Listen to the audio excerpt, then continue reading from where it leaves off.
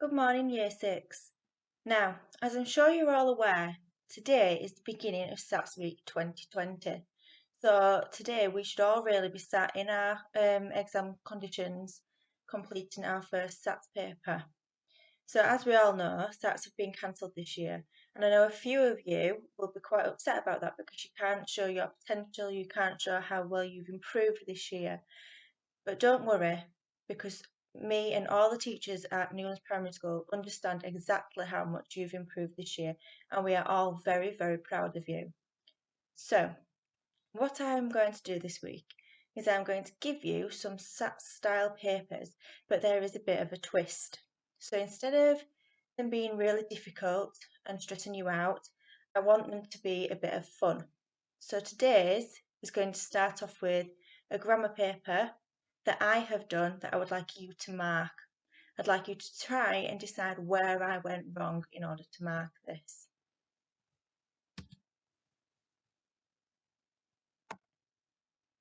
Okay, so this is the 2020 National Curriculum Test, the Key Stage 2 one, and it's English, Grammar, Punctuation and Spelling.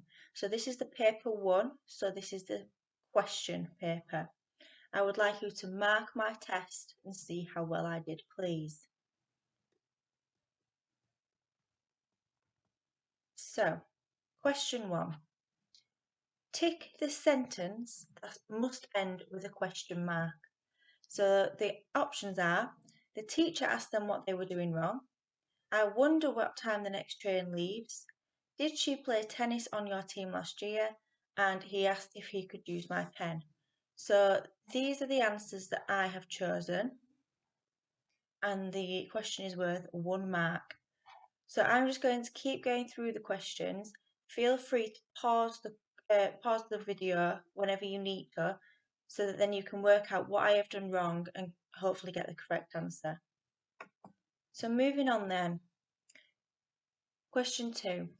Insert a relative pronoun to complete the sentence below. So I have used the relative pronoun what. Everyone loved the music what was playing last night. Okay, so again, it's worth 1 mark. I'd like you to tell me whether it is right or wrong and correct it if it is wrong, please.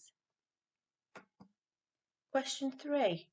Insert a semicolon in the correct place in the sentence below.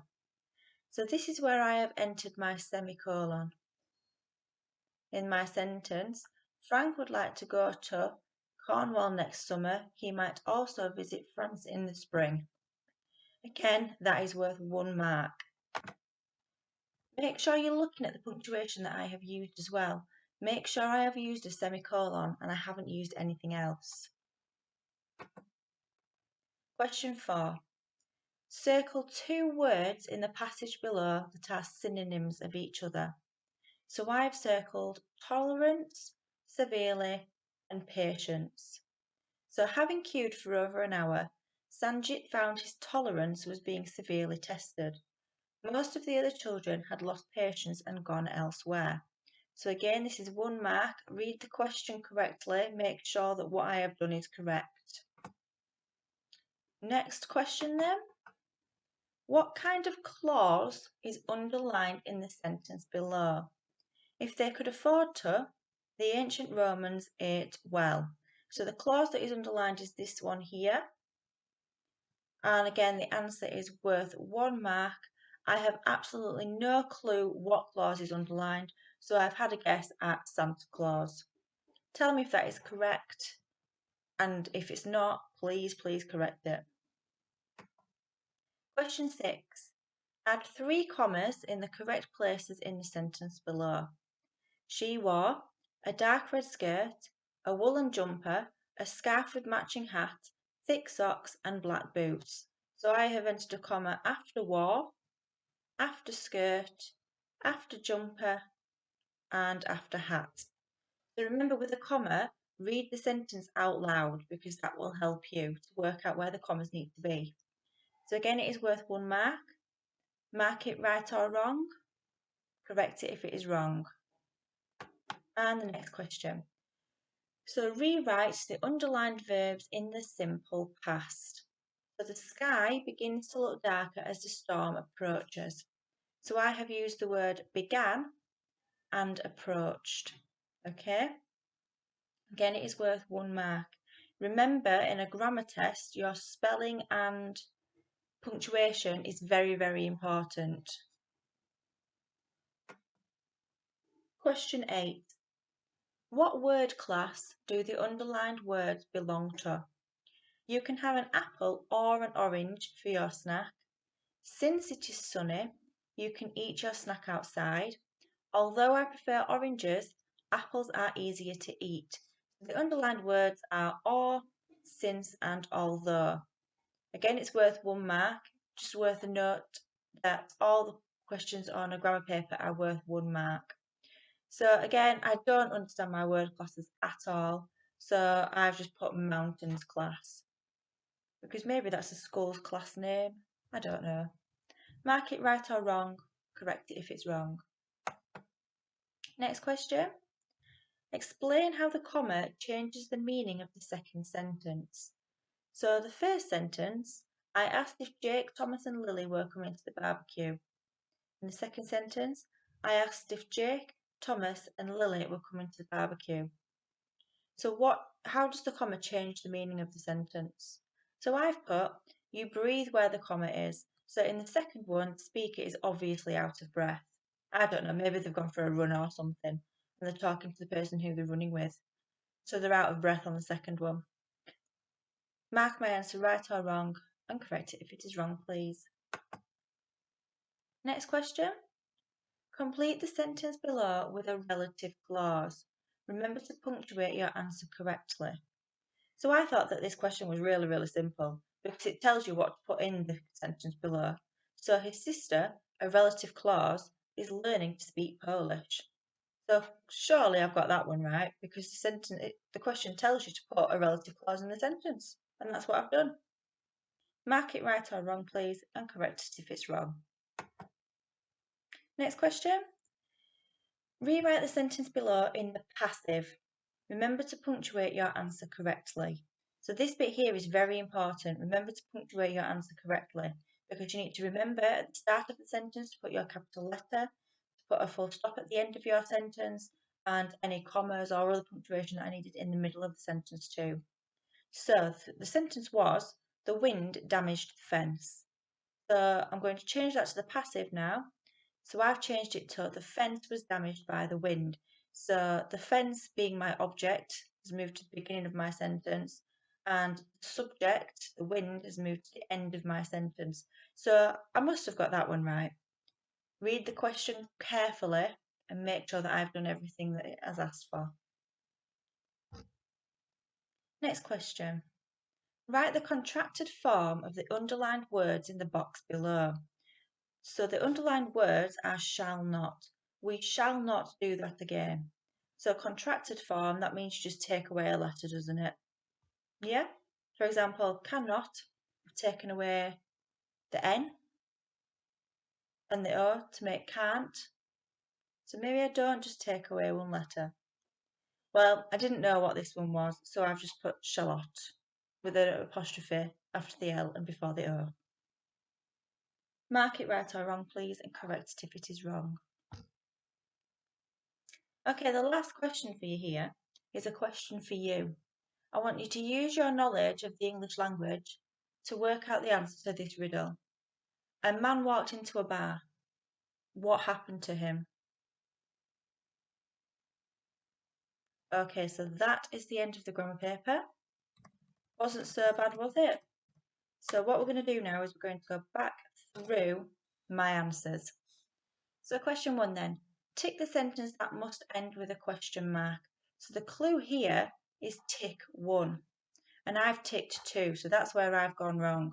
Okay, so I've ticked, I wonder what time the next train arrives, and did she play tennis on your team last year? So the question is actually, did she play tennis on your team last year? I wonder what time the next train arrives is actually a statement. Insert a relative pronoun to complete the sentence below. Now I've inserted a relative pronoun because what is a relative pronoun? It's just not the correct relative pronoun to make the sentence make sense. Because if I read that out loud, everyone loved the music, what was played last night? Doesn't quite make sense. The relative pronoun that should be used should have been that. So everyone loved the music that was played last night. Number 3, insert a semicolon in the correct place in the sentence below. Well, to start off with, I've inserted a colon, not a semicolon, and it's also in the wrong place. So let's have a look. A semicolon separates two main clauses, doesn't it? So Frank would like to go to isn't a main clause. So Frank would like to go to Cornwall next summer. He might also visit France in the spring. So your semicolon needs to go between summer and he, okay, because they are two main clauses. So you've got Frank would like to go to Cornwall next summer and he might also visit France in the spring. Separating two main clauses with your semicolon. Number 4, so circle two words in the passage below that are synonyms of each other. So the first mistake I've made is that I've circled 3 words. So even if I've got the 2 words that are synonyms, I wouldn't get the mark because I've circled 3 words, not 2. So my 2 synonyms are tolerance and patience because they both mean the same thing. Okay, number 5. So what kind of clause is underlined in the sentence below? So as we know, I just had a random guess here at Santa Claus. So we know 100% that that is incorrect. Clue here is the word if. So we know that if is a subordinating conjunction. So that would make this clause a subordinate clause because it begins with a subordinating conjunction. So if they could afford to, the ancient Romans ate well. It's a subordinate clause. Next question. Add 3 commas in the correct places in the sentence below. So I've added 1, 2, 3, 4 commas and it says add 3. So even if I've put 3 of them in the right place, I wouldn't get a mark because I've put 4 in there, not 3. So there's no need for a comma after wore. So she wore a dark red skirt, comma, a woolen jumper, comma, a scarf with matching hat, comma, thick socks and a black boots.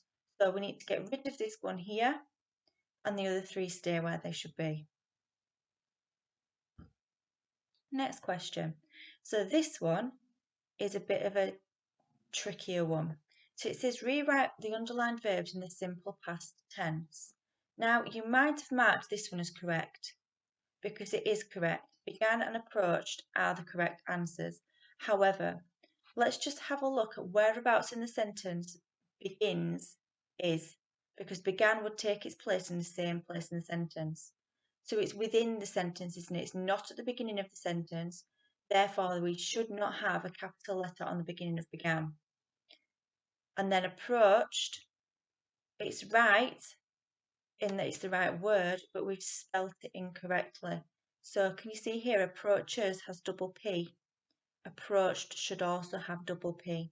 So I wouldn't get the mark there because I've spelt approached wrong and I've put a capital letter in the middle of a sentence. Next question. So what word class do the underlined words belong to? So we've got or, since and although. And I've put the word class as mountains class because I really didn't have a clue. Let's have a look then. So I know that since and although are subordinating conjunctions, but or is a coordinating conjunction. So the word class that these words belong to is just conjunctions. We can't say subordinating conjunctions because or isn't one. We can't say coordinating conjunctions because although and since aren't coordinating. So the word you're looking for is just conjunctions. Okay, next one then. So explain how the comma changes the meaning of the second sentence. So I've just said that the person's out of breath, so they need to take a breath. So the answer that you should be saying is that in the first sentence, it's as if there's only 2 people. There's Jake Thomas and then there's Lily. Whereas in the second sentence, there's 3 people. So there's Jake, Thomas and Lily. So the comma separates Jake and Thomas to become 2 separate people. Next question. So complete the sentence below with a relative clause. So that doesn't just mean put a relative clause into the sentence like I've done here. It means add in an actual relative clause. So for example, his sister, who is 9, is learning to speak Polish. His sister, who lives with him, is learning to speak Polish.